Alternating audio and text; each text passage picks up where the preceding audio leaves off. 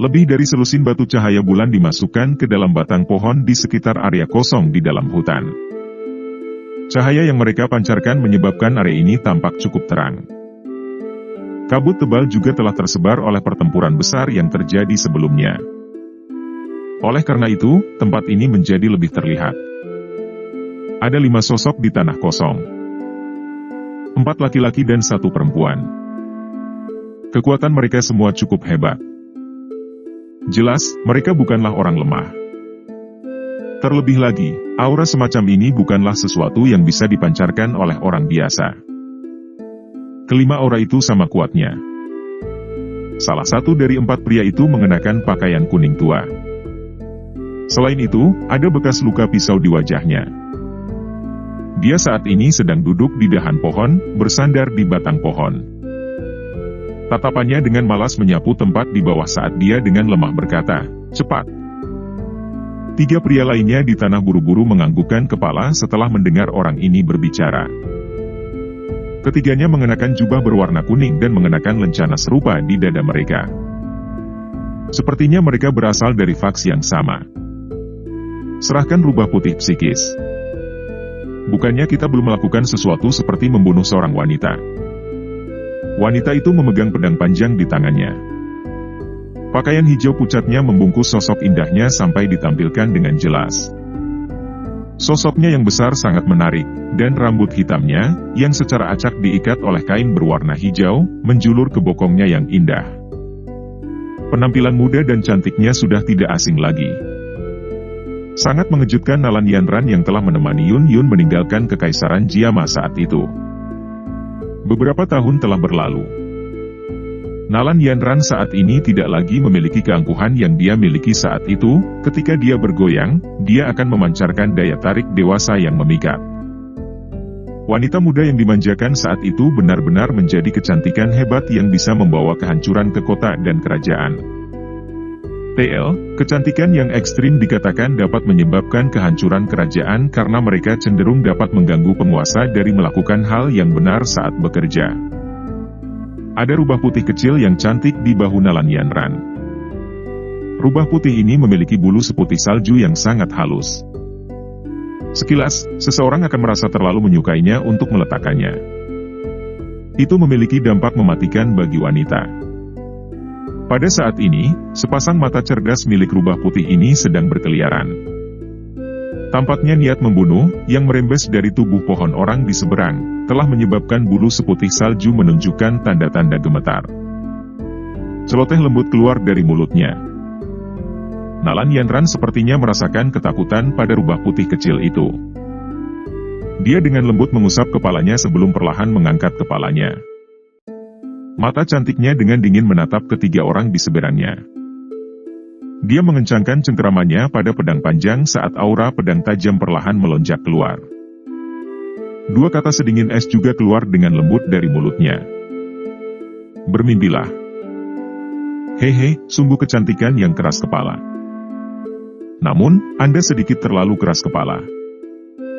Dengan kekuatan Dou Huang bintang 5 Anda bisa melupakan melarikan diri dari tangan kami bertiga. Serahkan rubah putih dengan patuh.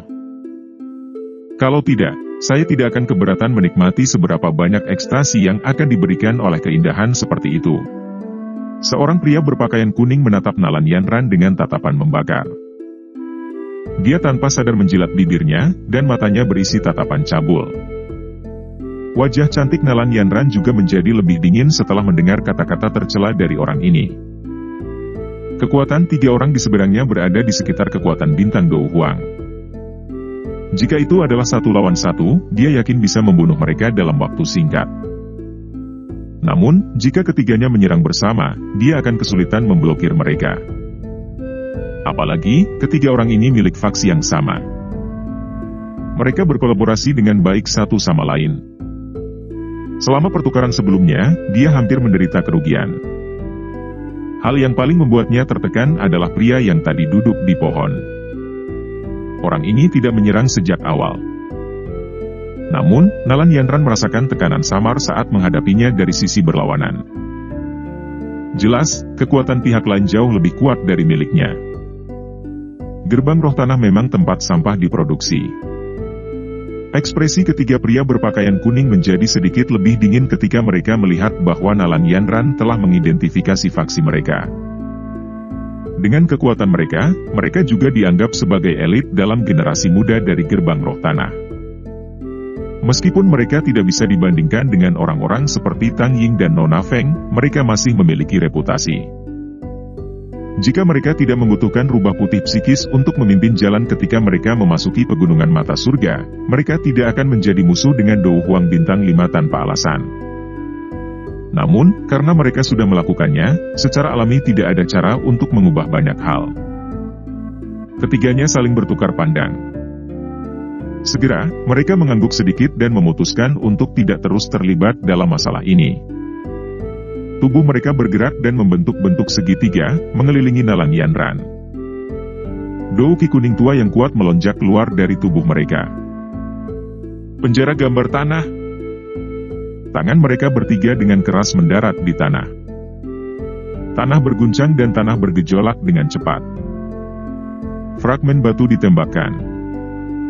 Dalam sekejap mata, sangkar yang terbentuk dari tanah pecah dan menjebak Nalan Yanran di dalamnya. Nalan Yanran mengerutkan alisnya saat melihat ini. Kakinya menginjak tanah dan tubuhnya yang indah seperti gasing yang bergoyang dengan cepat. Aura pedang tajam melesat ke segala arah dan dengan kejam memotong sangkar, menyebabkan banyak garis potong muncul dengan cepat. Ketiga pria berpakaian kuning itu dengan keras membanting tangan mereka ke tanah ketika mereka melihat bahwa kandang itu dengan cepat runtuh di bawah tangan Nalan Yanran. 3 tombak berwarna kuning, tercipta dari lumpur, langsung melesat keluar dari tanah. Setelah itu, mereka dengan cepat ditangkap oleh mereka bertiga. Kaki mereka menginjak tanah saat mereka menembak ke arah Nalan Yanran di tengah. Nalan Yanran tidak berani meremehkan serangan gabungan dari 3 bintang 4 Dou Huang. Pedang panjang di tangannya dibungkus oleh aura pedang yang kuat karena dengan licik dan kejam menusuk dengan cara seperti kilat. Ci! Cip! 4 sosok bertukar pukulan di dalam sangkar dengan cara seperti kilat. Aura pedang menyebar kemana-mana, membentuk banyak selokan dalam di tanah. Ketiga pria berpakaian kuning itu sepertinya menyadari ketajaman aura pedang Nalan Yanran. Karena itu, mereka tidak menyerang dengan paksa. Sebaliknya, mereka mengandalkan kedekatan tanah jangka panjang mereka Dou Qi untuk perlahan-lahan menghabiskan Dou Qi-nya. Nalan Yanran juga menyadari taktik kelelahan yang diadopsi ketiganya. Namun, dia tidak punya cara untuk menghadapinya. Ketiga orang ini bekerja sama dengan sangat baik dan telah dengan tegas membatasi dia sejak awal. Ini menyebabkan dia tidak memiliki sedikit pun kesempatan untuk beristirahat. Jika ini diperpanjang, ini akan membuat Dou Qi tubuhnya melemah. Deng! Dentang! Door! Pedang panjang itu menusuk 3 ujung tombak dengan cara seperti kilat. Wajah cantik Nalan Yanran menjadi dingin saat aura pedang tajam tiba-tiba keluar. Bang! 3 tombak lumpur hancur saat terkena aura pedang. Namun, sebelum Nalan Yanran bisa terus menekan serangannya, tanah bergetar dan pilar lumpur tajam yang sangat besar ditembakkan, menyebabkan dia buru-buru mundur. Ketika tubuh Nalan Yanran mendarat, 3 orang di seberangnya membentuk tombak yang lebih panjang. Armor kuning tua juga muncul di tubuh mereka saat ini, menutupi mereka dengan perlindungan yang kuat. Metode Qi Afinitas dasar biasanya berspesialisasi dalam menjadi pertahanan yang tahan lama. Kamu layak menjadi Dou Huang bintang 5 karena terlalu merepotkan untuk dihadapi. Namun, itu akan berakhir di sini. Dengan Dou Qi di tubuh Anda, kemungkinan Anda tidak akan bisa bertahan lama. Serahkan rubah putih psikis kepada kami dan kami akan melepaskanmu. Suara rendah dan dalam keluar dari armor kuning tua. Kamu bisa menggunakan kata-kata ini untuk mengelabui anak berusia 3 tahun. Nalan Yanran tertawa terbahak-bahak saat mendengar ini. Dia bukan lagi wanita muda dari dulu. Pengalamannya di dataran tengah selama tahun-tahun ini juga memungkinkannya untuk memahami cukup banyak prinsip. Bodoh yang keras kepala. Anda sedang mencari kematian. Ketiganya menjadi tidak sabar saat melihat Nalan Yanran masih belum mau tunduk. Tangan mereka saling berhadapan dari kejauhan dan 6 pilar cahaya douki berwarna kuning ditembakkan. Segera, mereka berubah menjadi bentuk segitiga dengan cahaya yang melingkari. Semangat tanah, keterampilan meleleh bumi. Ketiga orang itu berteriak dengan tajam. Douki yang berwarna kuning tua dengan cepat diaglomerasi di depan salah satu dari mereka. Douki yang kuat itu, yang telah mengumpulkan kekuatan mereka bertiga, bahkan menyebabkan Nalan Yanran mengubah ekspresinya. Ketika teriakan itu terdengar, douki yang berwarna kuning tua dengan cepat menjadi terdistorsi. Segera, itu berubah menjadi naga bumi yang ganas. Itu meraung dan berubah menjadi sinar cahaya dengan keras. Akhirnya, tembakan lurus ke arah Nalan Yanran. Sebuah selokan yang dalam muncul di tanah kosong tempat ia melewatinya, tampak seperti banteng yang sedang membajak ladang. Keterampilan pelelehan bumi dari gerbang roh tanah ini memang memiliki beberapa keunikan. Pria di cabang pohon melirik naga bumi di depannya dan dengan lembut berkata. Nalan Yanran mengatupkan gigi peraknya saat dia melihat naga bumi yang dengan ganas menembaki. Tangannya melemparkan rubah putih kecil di bahunya ke samping, dan douki berwarna hijau tua dengan cepat membentuk dinding angin di depannya. Duar! Naga bumi bertabrakan dengan dinding angin. Bilah angin tajam yang menyusun dinding memotong naga bumi hingga berulang kali bergetar. Namun, ini tidak berhasil menghentikan serangan naga bumi. Kedua belah pihak melanjutkan keadaan ini sejenak sebelum dinding angin meledak dengan keras. Nalan Yanran diturunkan ke naga bumi ketika dinding angin pecah. Itu segera meraung pada yang pertama saat mulutnya yang ganas menggigit kepala Nalan Yanran. Wajah cantik Nalan Yanran menjadi sedikit pucat ketika dia melihat naga bumi dari dekat. Dia baru saja akan menggunakan doukinya ketika dia terkejut menyadari bahwa tubuhnya telah terjalin oleh energi berwarna hitam yang tidak biasa. Bang! Angin tajam yang membentuk kepalan tangan melesat dari kabut tebal di jarak dekat tepat ketika naga bumi hendak menerkam ke Nalan Yanran. Itu segera menabrak naga bumi. Itu berguncang sebelum berubah menjadi titik cahaya yang pecah. Perubahan tak terduga yang tiba-tiba mengejutkan semua orang. Ini termasuk pria di cabang pohon. Dia mengarahkan matanya yang agak terkejut ke tempat di mana angin kepalan telah dipancarkan. Siapa ini? Saya Huang Tian dari gerbang roh tanah. Sobat, tolong jangan ikut campur dalam urusan orang lain.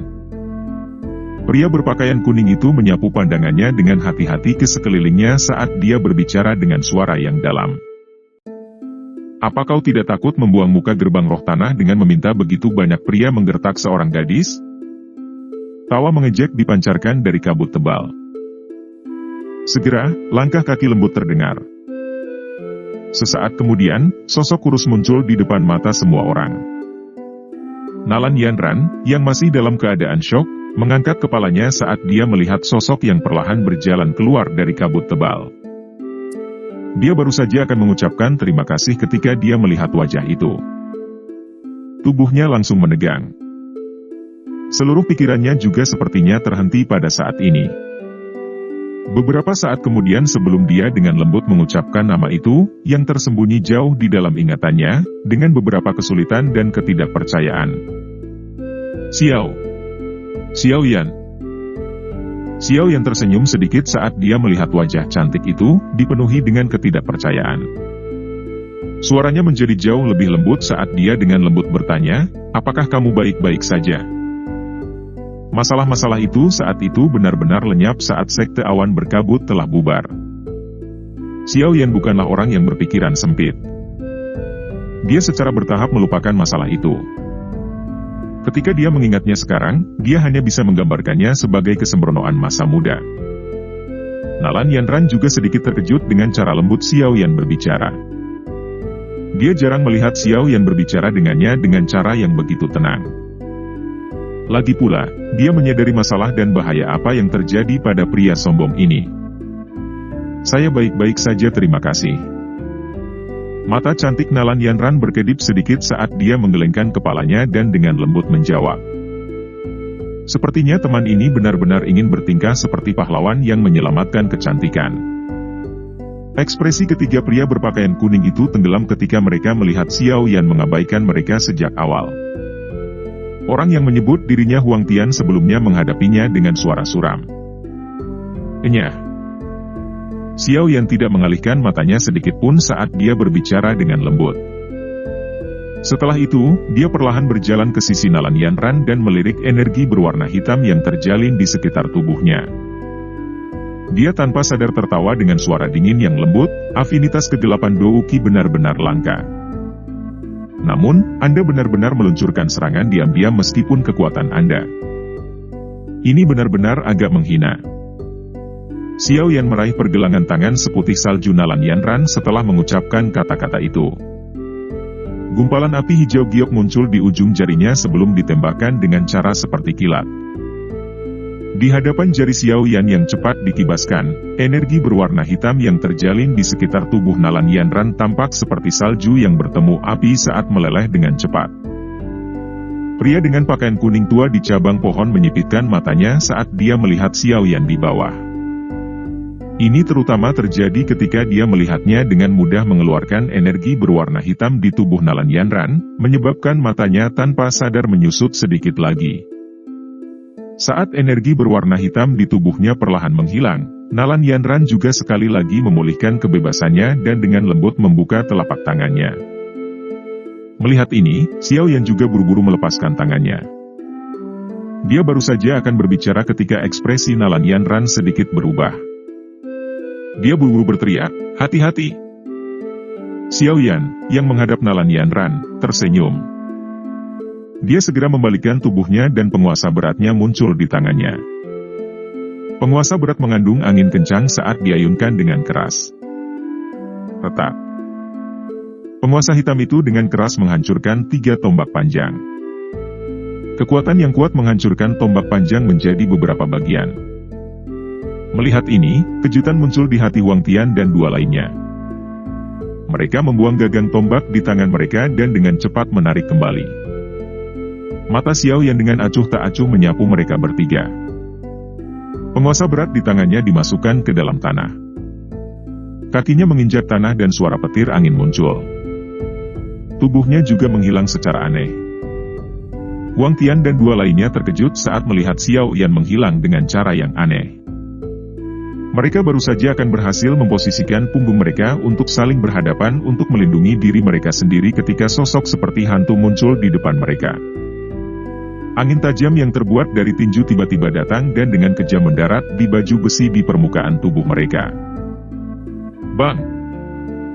Tinju mendarat dengan keras pada mereka bertiga. Pada saat yang sama, kekuatan mengerikan mengalir keluar. Ketiganya seperti layang-layang yang talinya putus. Mereka terbang mundur sebelum bertabrakan dengan beberapa pohon besar.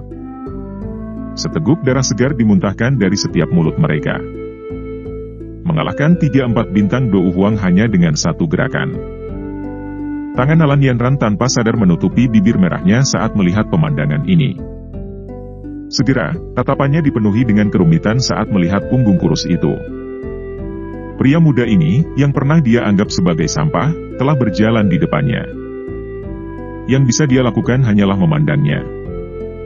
Itu adalah kasusnya beberapa tahun yang lalu dan itu masih terjadi sekarang setelah beberapa tahun berlalu. Huang Tian dan 2 lainnya meringkuk di tanah seperti udang, mengerang. Baju besi di tubuh mereka telah hancur oleh 1 pukulan dari Xiao Yan. Mereka tidak bisa mengerti kenapa mereka bahkan tidak bisa menahan pukulan dari bocah ini dengan kekuatan mereka. Sepertinya seseorang hampir tidak bisa menemukan orang bahkan di seluruh wilayah utara dataran tengah yang bisa melakukan ini. Orang di depan mereka, dari mana asalnya? Tepuk tangan. Tepuk tangan tiba-tiba datang dari cabang pohon di atas. Seorang pria dengan bekas luka di wajahnya perlahan berdiri. Tatapannya terfokus pada Xiao Yan saat ia mengungkapkan senyuman jelek, "Tidak buruk, kamu dipanggil Xiao Yan. Bolehkah saya bertanya apakah orang yang memiliki konflik dengan pavilion petir angin adalah Anda?" Xiao Yan melirik pria yang terluka itu sebelum menyempitkan matanya. Orang ini sangat kuat. Ada perbedaan besar dalam kekuatan antara dia dan ketiganya sebelumnya. Xiao Yan, hati-hati. Dia sangat kuat. Tangan Nalan Yandran dengan lembut memberi isyarat ke kabut tebal, dan sosok putih melintas dan muncul.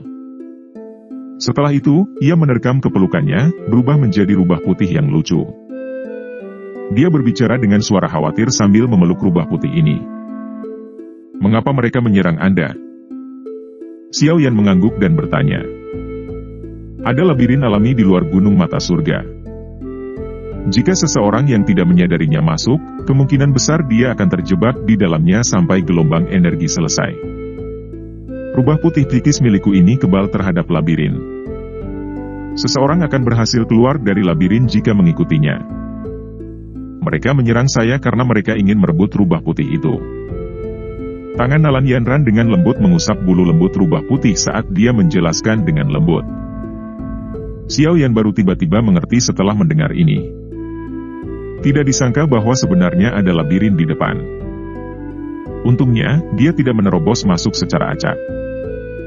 Jika tidak, bahkan dengan persepsi spiritualnya, kemungkinan dia akan terjebak untuk waktu yang lama. Hal yang benar-benar tidak bisa dia buang sekarang adalah waktu. Saya tidak tertarik dengan rubah putih Anda. Saya tidak membutuhkan hal seperti itu. Namun, ketiga orang ini membutuhkannya. Pria dengan bekas luka pisau berbicara dengan acuh tak acuh. "Aku memiliki persahabatan lama dengan seseorang dari gerbang roh dasar.